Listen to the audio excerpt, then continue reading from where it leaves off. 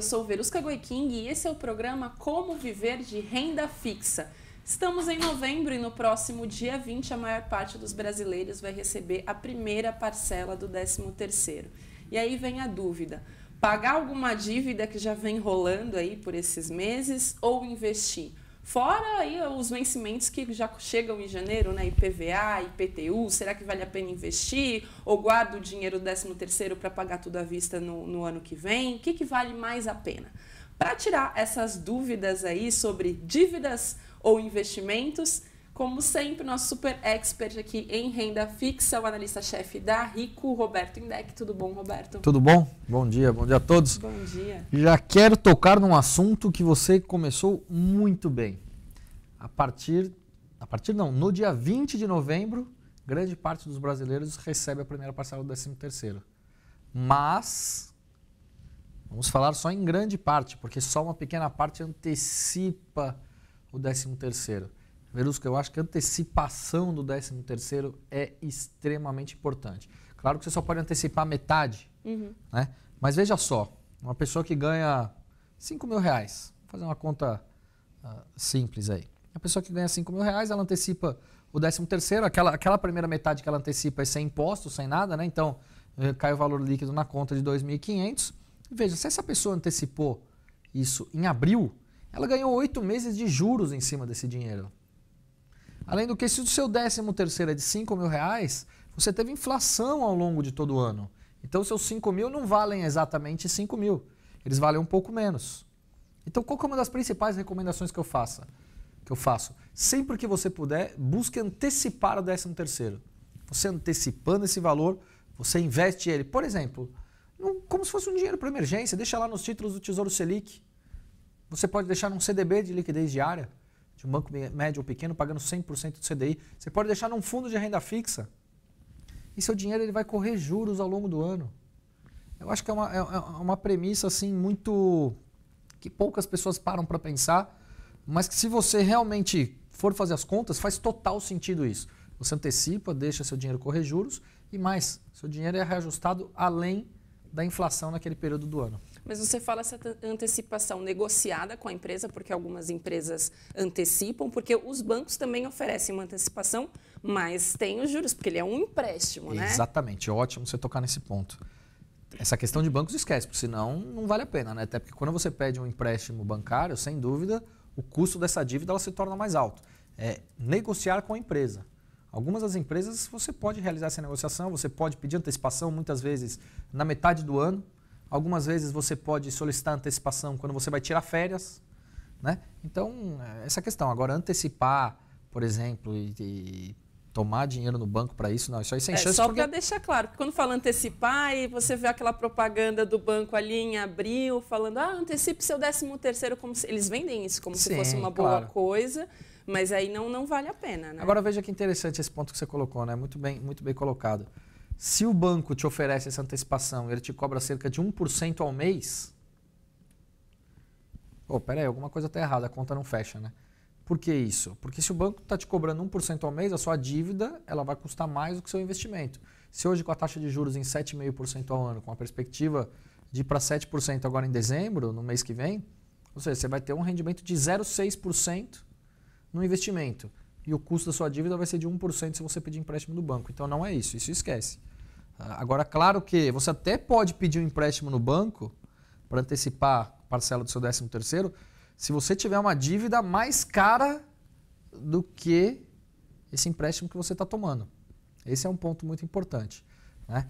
E até essa é uma das razões da gente falar aqui nesse programa justamente sobre esse tema. Por quê? Porque, por exemplo, vamos colocar aqui um financiamento imobiliário, certo? Um financiamento imobiliário, para quem tomou aí nos últimos anos, deve estar pagando em média cerca de 9, 10, 11% ao ano, lembrando que a taxa de juros estava em 14,25% no final de 2015. Então, com certeza tem gente aí pagando 9, 10, 11% ao ano de juros de financiamento imobiliário. Só que a taxa de juros agora vai para 7%. E as pessoas não renegociam isso. Então, tem que buscar renegociar, vai no seu banco, perturba o gerente, sem dúvida alguma, para que as coisas possam acontecer, né? Tem alguns bancos, por exemplo, que hoje a gente já vê trabalhando muito forte com essa possibilidade da tal da portabilidade de financiamento imobiliário. E, sem dúvida, é um outro ponto muito interessante. Né? Por quê? Porque se você está num banco A e sua dívida no financiamento imobiliário é cobrada 9%, 10%, 11% ao ano, e no outro banco B, C ou D você pode pagar 7%, então uma possibilidade é essa questão da portabilidade. Né?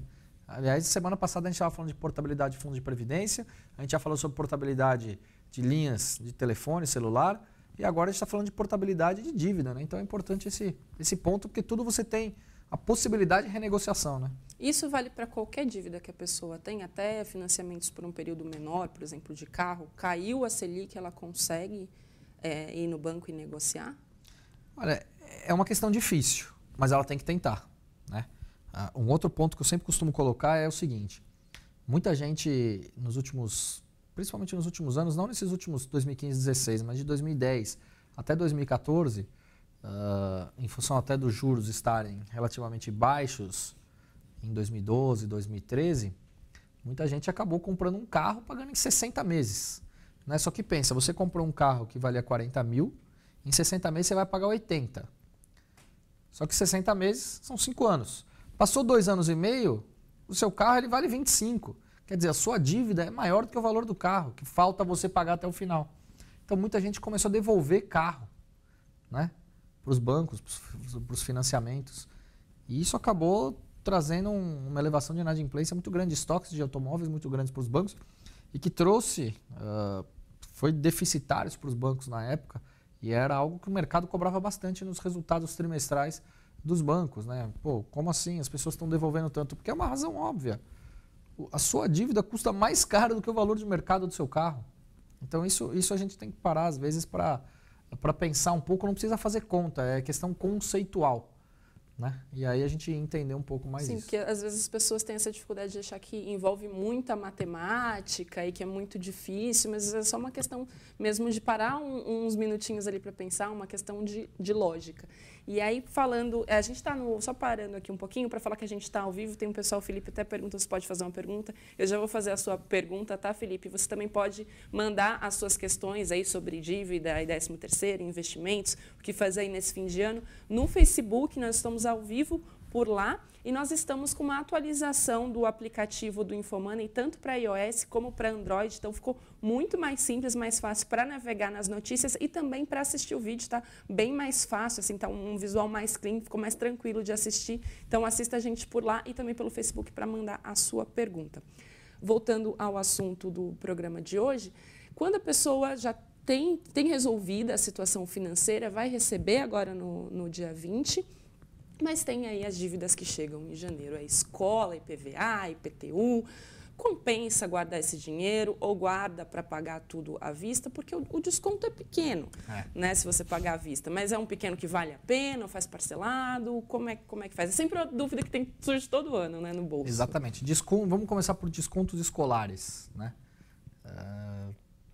E aí eu tenho conversado com bastante gente sobre isso, é interessante que as escolas elas concedem, às vezes, 5%, 10% quando você paga à vista ou quando você tem um segundo filho.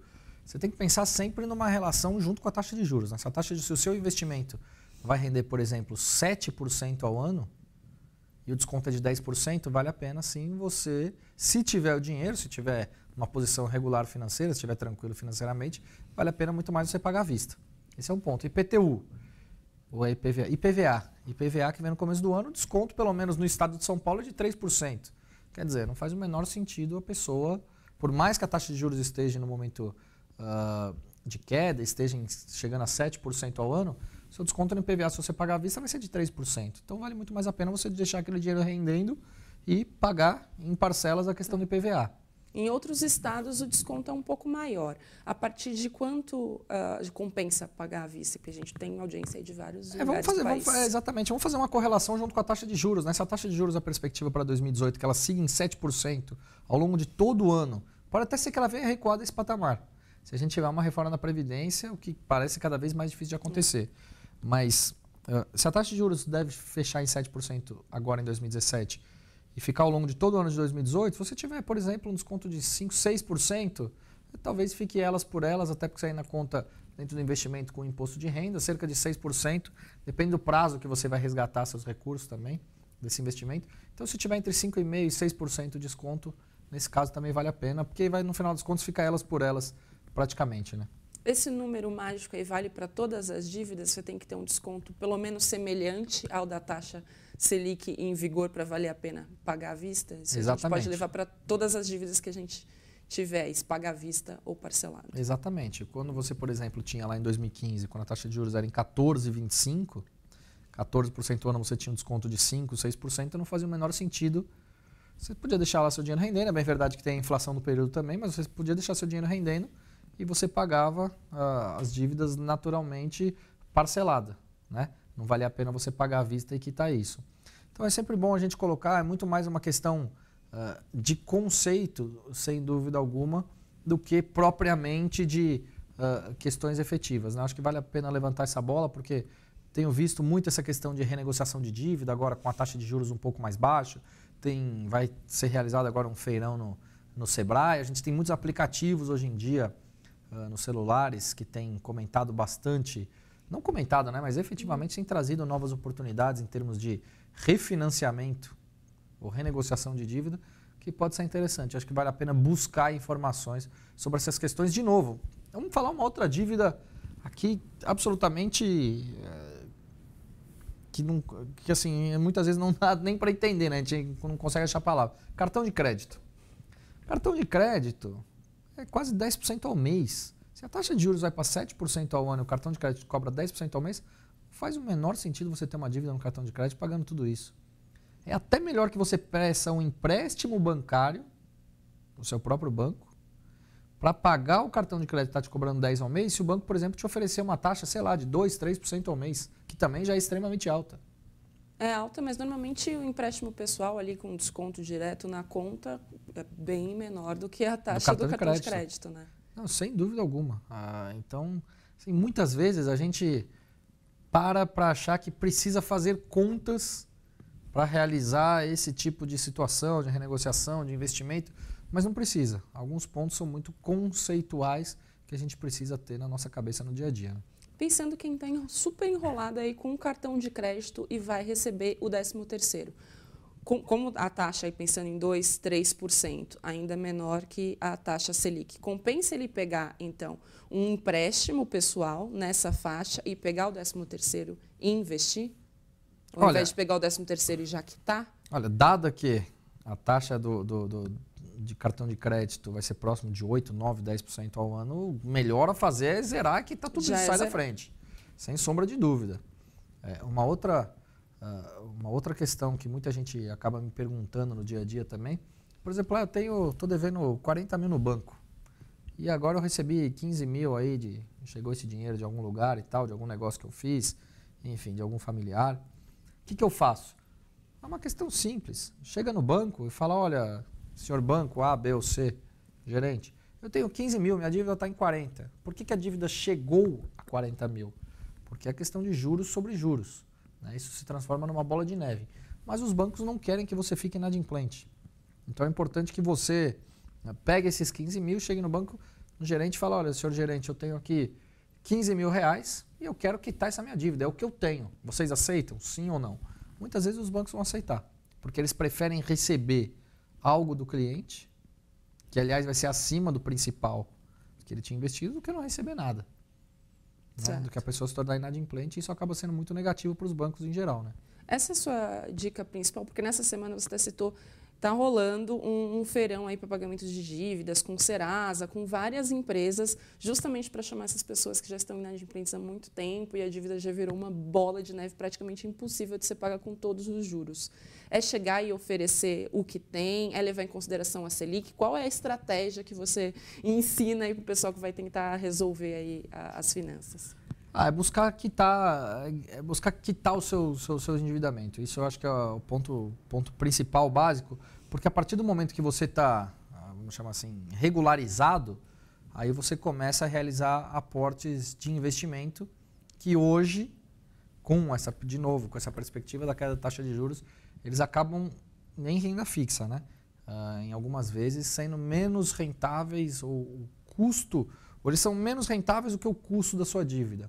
É buscar renegociar da melhor forma possível, sem dúvida alguma, com a menor taxa e sempre buscar também fazer uma correlação com a taxa de juros, não só daquele momento, mas também uma outra questão é lembrar que as dívidas, em geral, elas trazem o ponto de vista de juros compostos, né? E acaba se tornando aquela bola de neve cada vez maior e aí você não consegue mais sair dessa bola de neve. Né? Trazendo pergunta do Facebook, que eu falei que eu ia responder aqui, né, que você vai responder, do Felipe Rocha, ele falou que tem a possibilidade de ficar com um imóvel de herança no valor de 2 milhões. Ele pode vender e aplicar o dinheiro e multiplicar o patrimônio durante os próximos anos, ou pode morar na casa e resolver a questão de moradia. O que você acha que é mais prudente? Eu acho que esse é um tema bastante amplo, né? Inclusive a gente vai falar algum programa aqui específico sobre imóveis também. Mas, por exemplo, eu acho que aí é uma questão de realizar e sentar a conta, e fazer conta mesmo, botar tudo na ponta do lápis. Porque se o imóvel vale 2 milhões de reais, se você for alugar, quanto você vai conseguir percentualmente do valor do aluguel? Em geral, os imóveis, pelo menos aqui na cidade de São Paulo que a gente tem visto, muita gente alugando por 0,3%, 0,4%, 0,5% do valor do imóvel. Né? Então, quanto que é 0,3%, 0,4% de 2 milhões? Por que eu estou falando isso? Porque com a taxa de juros chegando a 7%, o que ele pode fazer? Ele pode vender esse apartamento por 2 milhões, ele pode morar de aluguel e aí alugando por 0,25%, 0,3%, 0,4% um outro imóvel, por exemplo, ao mês, do valor do imóvel, e o restante do dinheiro ele coloca aplicado. Né? E aí, outro dia, inclusive, uma outra pessoa me perguntou sobre esse tema também, o que eu aconselharia? Na verdade, olha só uma questão que você pode fazer. Você pode pegar esses 2 milhões, você deixa separado, por exemplo, 2 anos de aluguel, ou você tenta matar esse aluguel com desconto, já que você já tem esse dinheiro, pelo menos de 10% ao ano ali, se você conseguir. Você já está fazendo uma renegociação maior do que seria, por exemplo, a taxa de juros naquele período. E o restante, por exemplo, você pega 2 milhões e separa, sei lá, 30 mil, 40 mil reais para pagar 2 anos de aluguel. E o restante todo você pode, por exemplo, aplicar num CDB para 2 anos, que ele vai te rentabilizar cerca de 118, 119, 120% do CDI. Né? Então, uma taxa bastante superior àquela que você vai ter e você ainda consegue renegociar a questão do imóvel.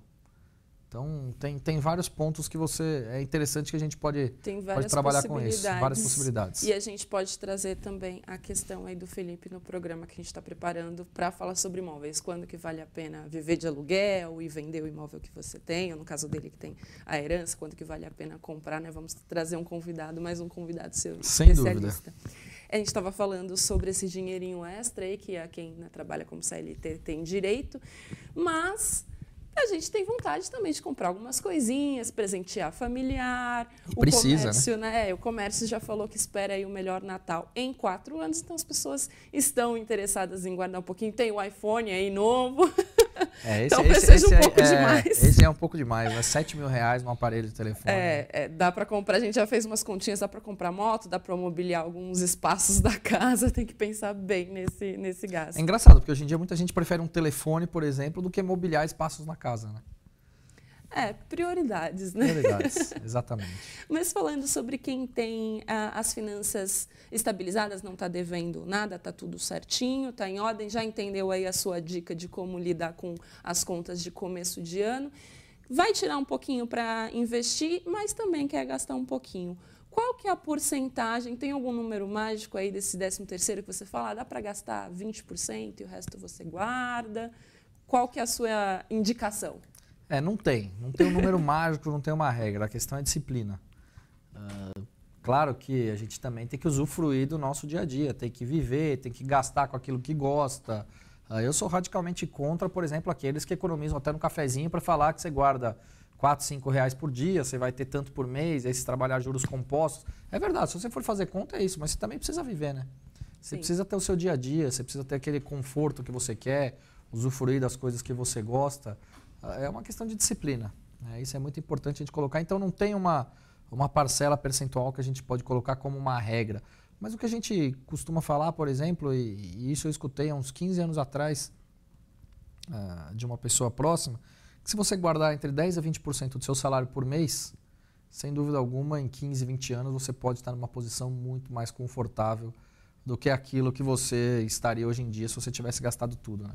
Então, isso aí dá para levar também para o 13º e qualquer outro valor que você venha a receber aí, além do salário. Eu acredito que sim, até porque o 13º, na verdade, é interessante, né? A gente recebe o 13º, que é um dos poucos países no mundo que você tem o 13º salário, mas chega em janeiro a quantidade de contas que você tem, IPTU, IPVA... supera, né, o valor. Escola, material escolar, não sei, mas tanta conta que a gente acaba até se perdendo, né? Enfim... mas assim, de novo, não tem uma regra, mas o importante é que você consiga guardar uma parcela por mês para destinar para os seus investimentos, pensando um pouco mais lá na frente, ter uma tranquilidade financeira muito maior no futuro, né? Certo. Roberta, ela fez uma pergunta aqui sobre imóveis. A gente vai separar para esse programa, que ela está falando que está separando, tem um imóvel parcelado pela Caixa e tem uma dúvida, então é bem específico. Vamos trazer nesse programa aí que a gente deve trazer ainda em novembro. Estamos em falta com o pessoal, vamos trazer uma pessoa para falar sobre imóveis. Daqui a pouco eles começam a cobrar, porque eles estão cobrando já um do Salomão. O professor Alexandre Cabral está dizendo aqui que o iPhone novo são equivalente a 7.090 esfirras do Habib's. Ai, que beleza. Obrigada pela participação, viu? O professor Alexandre participou. Até para fazer uma festa de aniversário lá. Nossa, dá para fazer uma baita festa de aniversário. 7.000 esfirras?